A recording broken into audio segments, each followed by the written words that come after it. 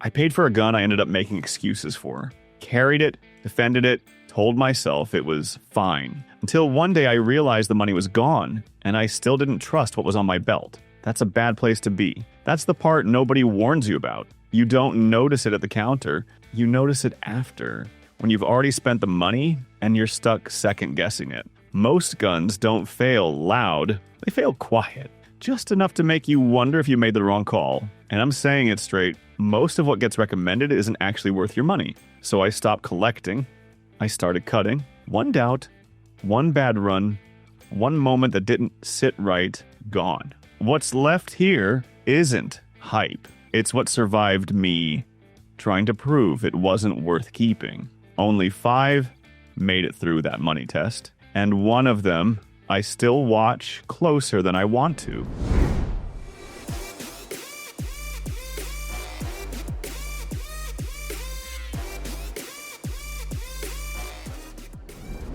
I kept trying to talk myself out of the CZ Shadow 2 Compact. Not because it didn't perform. I already knew it did. The problem was the price. Every time I picked it up, the same thought hit. This is too much money for something I'm actually going to carry. Sweat on, beat up. I watched guys run it at a small local match one cold morning. Nothing fancy, but it wasn't speed that stood out. It was how flat it stayed. Weird angles, small steel. It just didn't move like everything else. I'd shot it before, knew what it felt like, and that was the problem. It made everything else feel off. So I did what most people do. I bought something cheaper, something smart, and for a while I told myself it was the better decision. Then the little things started stacking up. Not failures you can blame on the gun, just enough inconsistency to stick in your head, enough to make you question it after you already paid. That's when I went back.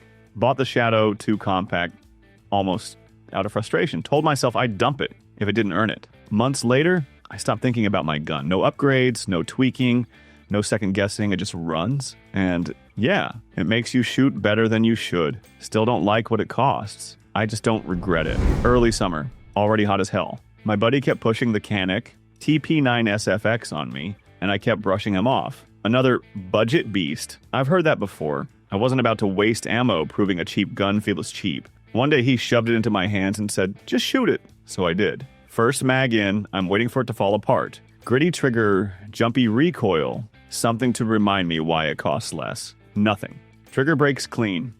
Recoil stays flat. I push it harder. Faster strings, mixed ammo, still nothing. No hiccups, no weirdness, no moment where it shows its price. And that's where it turned. Because now I'm not testing the gun. I'm thinking about every smart buy I made before this. All the times I paid more, expecting better. And this thing is right here, doing the same job without asking for it. That bothered me more than any failure would have. I handed it back like it didn't matter, but it did.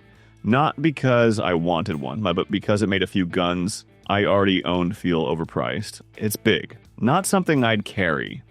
Built for the range, not your waistband.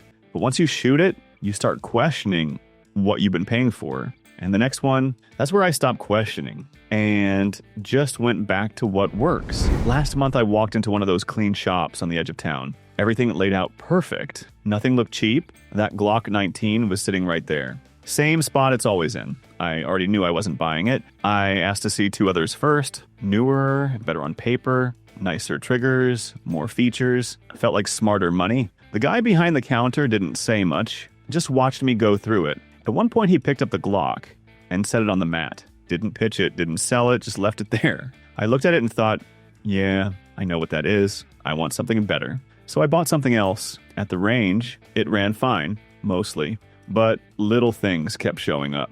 Reset felt off when I pushed speed. Grip didn't sit right under pressure, nothing major, just enough to stay in my head. A couple weeks later, I'm back in the same shop.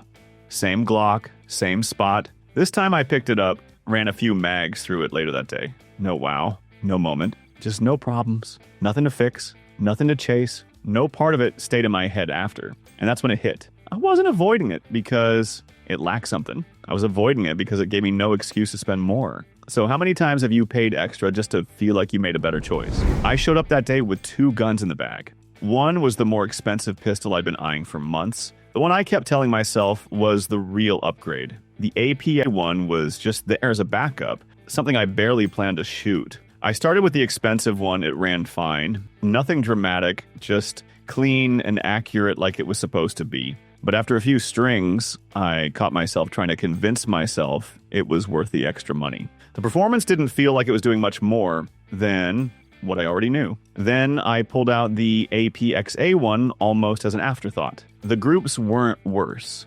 The recoil felt controlled. The trigger was predictable, and the gun didn't feel cheap in the ways that actually matter. I ended up shooting it longer than I planned. By the time I packed up, I wasn't thinking about the expensive pistol anymore. That's when it hit me. I wasn't saving money by buying the AP one. I was stopping myself from wasting it. The gun I brought as the cheap backup ended up making the expensive one hard to justify. But if this one already made me question how much I was willing to spend, the last gun on this list is the one that finally settled it for me.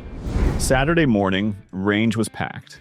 Lanes full, brass everywhere, guys running drills back to back. I was there doing what I always do, testing something new, swapping mags, paying way too much attention to how everything felt. Next lane over, instructor running a class. Couple regulars behind me doing their own thing. Took me a minute to notice it. Same gun kept showing up, M and P9 compact. No one talking about it, no one showing it off. Just there. Instructor running it without thinking. One of the regulars doing reloads. Same gun. Another guy a few lanes down. Same thing. Nobody adjusting grips.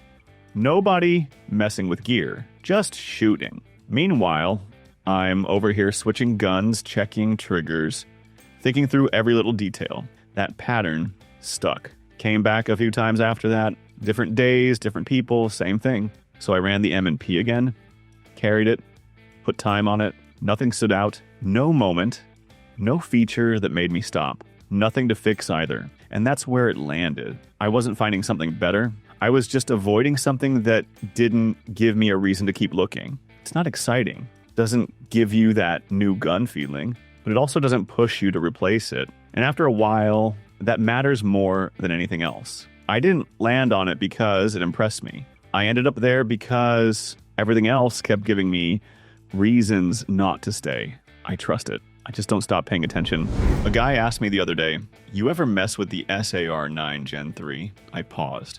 Not because I didn't know, but because I didn't trust my own answer. I started giving him the usual safer picks. Stuff I knew nobody would question. Brands that feel easy to recommend. He just looked at me and goes, "Yeah, but what about that one? That stuck." So I went back and ran it again. Came in expecting to confirm what I already felt. That it's fine, but not something I'd actually stand behind, but nothing showed up.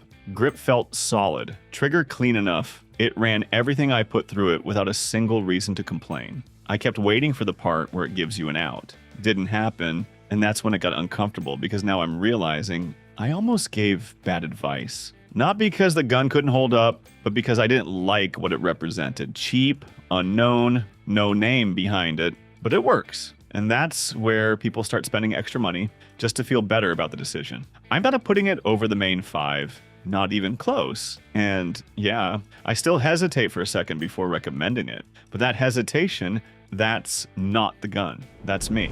That's what I care about now, not what shoots best on a good day, not what everyone's pushing this month, just what's the one you don't touch, don't trade, think about selling. Because you already know you'd always get that right. I've let go that should have stayed. Took me too long to admit it.